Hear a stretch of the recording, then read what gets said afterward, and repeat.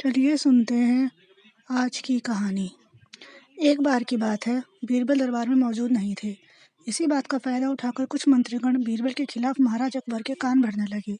उनमें से एक कहने लगा, महाराज आप केवल बीरबल को ही हर जिम्मेदारी देते हैं और हर काम में उन्हीं की सलाह ली जाती है।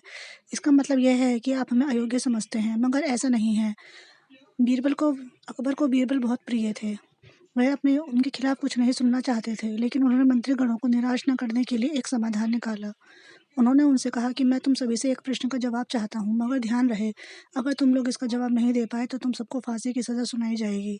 दरबारी ने झिझक कर कहा, ठीक है महाराज, हमें आपकी शर्त मंजूर है, लेकिन पहले आप प्रश्न तो पूछिए। महाराज ने कहा, दुनिया की सबसे बड़ी चीज़ क्या है? यह सवाल सुनकर सभी मंत्रीगण एक दूसरे का मुंह ताकने लगे। महाराज ने उनकी स्थिति देखकर कहा, याद रहे कि इस प्रश्न का सटीक उत्तर होना चाहिए। मुझे कोई भी अटपटा सा जवाब नहीं चाहिए। इस पर मंत्रीगणों ने राजा से इस प्रश्न का उत्तर देने के लिए कुछ दिनों की मोहलत मांगी। राजा भी इस बात के लिए तैयार हो गए। महल से बाहर निकलकर सभी मंत्रीगण इस प्रश्न का उत्तर ढूंढने लगे। पहले ने कहा कि दुनिया की सबसे बड़ी चीज़ भगवान है, तो दूसरा कहने लगा कि दुनिया की सबसे बड़ी चीज़ भूख है। तीसरे ने दोनों के जवाब को नकार दिया और कहा कि भगवान कोई चीज़ नहीं है और भूख को बर्दाश्त किया जा सकता है। इसलिए राजा के इस प्रश्न का उत्तर इन दोनों में से कोई भी नहीं है। धीरे धीरे समय बीतता गया और मोहलत के लिए सभी दिन भी गुजर गए। फिर भी राजा द्वारा पूछे गए प्रश्न का जवाब न मिलने पर सभी मंत्रीगणों को अपनी जान की फिक्र सताने लगी। कोई अन्य उपाय न मिलने पर वो सभी बीरबल के पास पहुंचे और उन्हें अपनी पूरी कहानी सुनाई।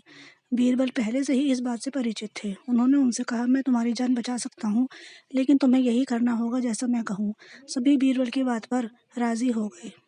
अगले ही दिन बीरबल ने एक पालकी का इंतजाम करवाया। उन्होंने 2 मंत्रीगणों को पालकी उठाने का काम दिया, तीसरे से अपना हुक्का पकड़वाया और चौथे से अपने जूते उठवाए और स्वयं पालकी में बैठ गए। फिर उन सभी को राजा के महल की ओर चलने का इशारा दिया।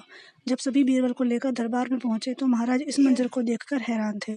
इससे पहले कि वो बीरबल से कुछ पूछते, बीरबल खुद ही राजा से बोले, महाराज दुनिया की सबसे बड़ी चीज़ गरज होती है। अपनी गरज के कारण ही ये सब मेरी पालकी को उठाकर यहाँ तक ले आए हैं।